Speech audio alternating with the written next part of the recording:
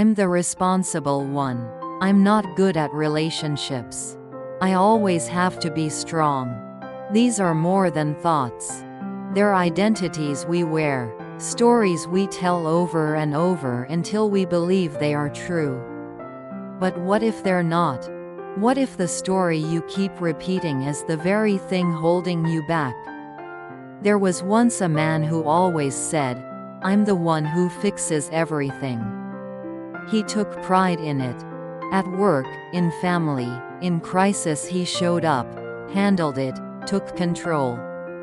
But inside, he was exhausted, angry, alone. He couldn't ask for help, because that would mean he wasn't the strong one. So he suffered, not from his life, but from the role he refused to let go. Buddha once said, "All phenomena are not self." When one sees this with wisdom, one becomes disenchanted with suffering. Anattā Sutta, SN 22.59. This self we defend so fiercely is not fixed. It changes. It is built from thoughts, habits, expectations. But when we believe it's real, we suffer. Because any threat to the image feels like a threat to our existence. You've probably heard yourself say, "I'm just not that kind of person." But what if you are? Or could be? The identity might feel safe, but it also becomes a cage. A woman once said, "I've always been the quiet one." She avoided conflict, never spoke her truth. Then one day, her silence cost her something she loved. And she realized her identity wasn't protection. It was fear. What parts of your story are protecting you? And what parts are imprisoning you? The Buddha didn't teach us to become someone. He taught us to let go of who we think we are. That's where freedom begins. Why do we hold on to old identities even when they hurt? Because they give us certainty. They explain our pain. They justify our choices. I'm always the outsider. I can't trust people. I'm too broken to change. These thoughts feel like protection. But really, they are just walls. There's a story of a woman who was abandoned by her partner. After that, she told herself, "I'm the one people leave." So she stopped opening up, stopped expecting love, and every time someone came close, she pushed them away. To prove her story true, Buddha once said, "Whatever has the nature to arise, also has the nature to cease." Dhamma Vinaya tradition. That includes pain. That includes the version of you that formed around it. The problem isn't that we get hurt. It's that we keep becoming the hurt. We confuse survival roles with permanent truths. We think, "I've always been like this."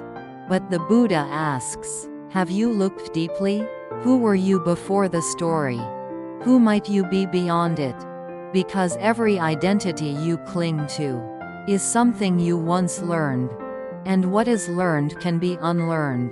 Letting go isn't about losing yourself. It's about realizing you were never just that story. Imagine waking up with no memory of who you've been told you are. No labels, no roles, just this moment. Who are you? We spend so much energy defending an identity. We rarely ask if it's even true anymore. A man once shared, "I was always the funny one in my family. That was how I felt loved. But when I was depressed, I didn't know how to show up. I didn't know who I was if I wasn't making people laugh." His identity, once comforting, became a burden. Buddha didn't say we shouldn't have personality. He said we shouldn't cling to it as who we are. All things are not self. Seeing this, the wise let go of clinging, and find freedom. Anattā Sutta. So ask yourself, what labels do I live by? Which ones feel tight, heavy, untrue? I'm a perfectionist. I'm the black sheep. I'm not creative. I'm always the helper. These may have started as traits, but over time, they became prisons. You don't need to destroy them. Just hold them loosely. Smile at them. Let them change. There is power in saying, "That may have been true, but it doesn't define me now." Because you are not a fixed thing. You are a living being. You are more than the stories you've survived. We fear not knowing who we are. But maybe that's where freedom lives. Buddha didn't offer a new identity. He offered a way to stop clinging to any identity at all. When one sees with wisdom that there is no unchanging self, one lets go of the burden of I and mine. Sutta Nipata, Early Teachings. You don't have to be who you were yesterday.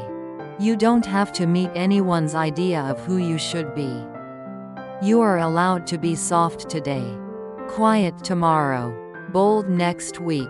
You are allowed to grow. There's a story of a monk who was once a soldier. He carried shame, guilt, and an identity tied to violence. For years, he tried to atone. One day, his teacher asked him, "Who are you when you are not trying to be forgiven?" He didn't know, and in that not knowing he began to feel peace. Not knowing is not confusion. It is openness. It means no longer forcing yourself into roles. No longer clinging to who you were in order to feel safe. It means, I don't know who I am entirely, and that's okay. I'm still unfolding. Buddha's path is not about becoming someone better. It's about becoming no one so you can fully be here. And in that space you meet life as it is. Without needing a name. Without needing to prove. Just this breath. Just this being.